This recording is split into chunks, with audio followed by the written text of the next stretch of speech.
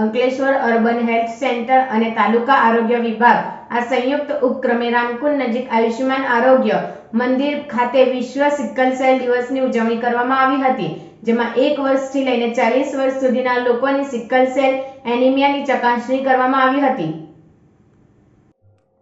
વિશ્વ sickle cell day દર વર્ષે 19 જૂનના રોજ ઉજવવામાં આવે છે.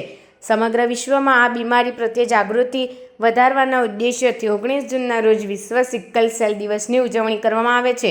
ગુજરાતના તત્કાલીન મુખ્યમંત્રી નરેન્દ્ર મોદીના નેતૃત્વમાં વર્ષ 2006માં રાજ્યમાં સિકલ સેલ એનિમિયાના દર્દીઓની સંખ્યામાં ઘટાડો કરવા અને આ રોગ પર નિયંત્રણ માટે સિકલ સેલ એનિમિયા નિયંત્રણ કાર્યક્રમની શરૂઆત કરવામાં આવી હતી.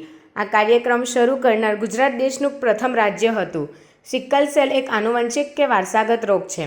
વિશ્વ સિકલ સેલ દિવસ નિમિત્તે અંકલેશ્વર અર્બન હેલ્થ સેન્ટર અને તાલુકા આરોગ્ય વિભાગ દ્વારા શહેર રામકુંડ નજીક આવેલ આયુષ્યમાન આરોગ્ય મંદિર ખાતે સિકલ સેલ એનિમિયાની ચકાસણીનું આયોજન કરવામાં આવ્યું હતું, જેમાં 1 વર્ષથી લઈ 40 વર્ષ સુધીના લોકોની તપાસ કરવામાં આવી હતી અને 19 જૂનથી 3 જુલાઈ સુધી સરકારી દવાખાનાઓમાં આ અભિયાન ચાલુ રહેશે અને સિકલ સેલ એનિમિયાની ચકાસણી કરવામાં આવશે. હું doctor Vaishali Rupapara, urban medical officer Ankleshwar. આજે વિશ્વ સિકલ સેલ દિવસે તાલુકા હેલ્થ કચેરી અંકલેશ્વર અને અર્બન હેલ્થ સેન્ટર અંકલેશ્વરના સહયોગથી આજે વિશ્વ સિકલ સેલ દિવસે આપણે સિકલ સેલ એનિમિયાનું નિરીક્ષણ કરવાના છીએ. એમાં સિકલ સેલ એનિમિયાની તપાસ કરશું, હિમોગ્લોબિનની તપાસ કરશું, આજે બ્લડ ટેસ્ટ બધા કરવામાં આવશે. એમાં તમામ લોકોનું આજે સિકલ સેલનું સ્ક્રીનિંગ કરવામાં આવશે. એ અંતર્ગત આ સિકલ સેલ એનિમિયા એ રોગ એ વારસાગત રોગ છે, કોઈ અભિશાપ કે એવું નથી, પણ એનું સ્ક્રીનિંગ કરવું જરૂરી છે. જ્યારે સિકલ સેલ એનિમિયા વારસાગત હોય છે તો એની અંદર સિકલ સેલ ડિઝીઝ હોય છે અને સિકલ સેલ ટ્રેટ હોય છે.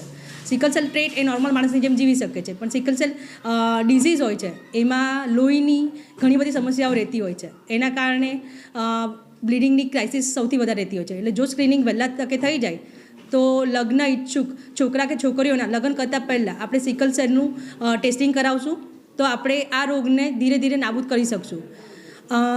સિકલ સેલ એનિમિયામાં જે લક્ષણ છે એમાં શરીર ફીકું પડી જતું હોય છે, અશક્તિ લાગતી હોય છે, બરોળ મોટી થઈ જતી હોય છે, વારંવાર ચેપ લાગતો હોય છે. આ બધા લક્ષણ જોવા મળતા હોય છે. જ્યારે આપણે ટેસ્ટિંગ કરશું તો એમાં સિકલ સેલના રક્તકણ હોય એ દાંતરડાના શેપ જેવા હોય છે. એટલે ધમનીમાંથી જ્યારે પસાર થાય છે ત્યારે અંદર ઇન્ટરનલ બ્લીડિંગ ચાલુ થઈ જતું હોય છે. એટલે લાભાર્થીને વારંવાર દુખાવો ગમે તે જગ્યાથી રહેતો હોય છે. તો આપણે તમામ લોકોને અપીલ કરીએ છીએ કે આજે વિશ્વ સિકલ સેલ દિવસ અંતર્ગત 19 જૂનથી 3 જુલાઈ સુધીમાં આપણે તમામ લોકોનું સિકલ સેલ સ્ક્રીનિંગ થઈ જાય એવી જાહેર નમ્ર જનતાને અપીલ છે.